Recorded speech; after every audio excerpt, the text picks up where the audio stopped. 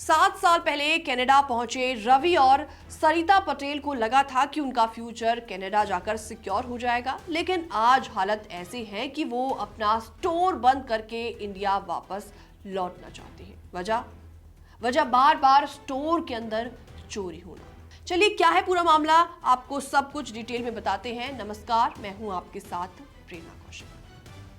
यही हाल हुआ है गुजराती कपल का। रवि पटेल और उनकी वाइफ सरिता पटेल के साथ कुछ ऐसा ही मामला देखने को मिला है, जो कि पिछले 7 साल से कनाडा में रह रहे हैं। ननाइमो, ब्रिटिश कोलंबिया के डाउनटाउन इलाके में उनका एक स्टोर है। उन्होंने ये स्टोर पिछले साल नवंबर 2024 में खरीदा था, लेकिन तब उन्हें ये अंदाजा नहीं था कि इस एरिया में चोरों का इतना ज्यादा आतंक है। रवि पटेल बताते हैं कि बार बार चोरी होने से उनका धंधा ऑलमोस्ट बंद होने की कगार पर पहुंच गया है। सिचुएशन ये है कि उन्होंने अपने स्टोर में 35 सीसीटीवी कैमरास भी इंस्टॉल कर दिए हैं।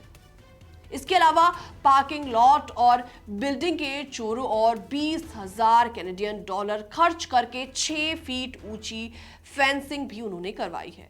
लेकिन इसके बाद भी चोर आते हैं, सामान उठा ले जाते हैं और कई बार तो तोड़फोड़ करके भी वो चले जाते हैं। रवि पटेल कहते हैं कि चोरी का डर इतना बढ़ गया है कि वो रात को ठीक से सो भी नहीं पाते। हर वक्त ये टेंशन उनके मन में रहती है कि कहीं कोई चोर उनका स्टोर लूटकर तो नहीं चला जाएगा। उनका कहना है कि उनका कैनेडियन ड्रीम अब टूट चुका है और वो अब इंडिया वापस लौटने के बारे में सीरियसली सोच रहे हैं। उन्होंने ये भी शिकायत की कि कनाडा में कुछ लोगों को सब कुछ फ्री चाहिए। जो लोग जेन्युइनली टैक्स भरते हैं, उन्हें कोई सपोर्ट नहीं मिलता है। अब जरा सोच के देखिए, एक तरफ यही कपल कनाडा आया था बहुत सारे सपने लेकर। शुरुआत में हैलिफैक्स में सेटल हुए और डेल्टा इलाके में एक कन्वीनियंस स्टोर चलाते थे। ड्यूरिंग कोविड पेंडेमिक रवि और सरिता ने एक बड़ी स्कैम को रोककर वहां से लोकल पुलिस से भी अप्रिसिएशन पाया था। दरअसल उन्होंने एक आदमी को बिटकॉइन एटीएम में $5500 डिपॉजिट करने से रोका और उसे बिटकॉइन स्कैम से बचाया। और उस वक्त उनके करेज और ऑनेस्टी की लोकल मीडिया और पुलिस ने जमकर तारीफें भी की थी। लेकिन अब वही कपल खुद परेशानी में फंसा हुआ है।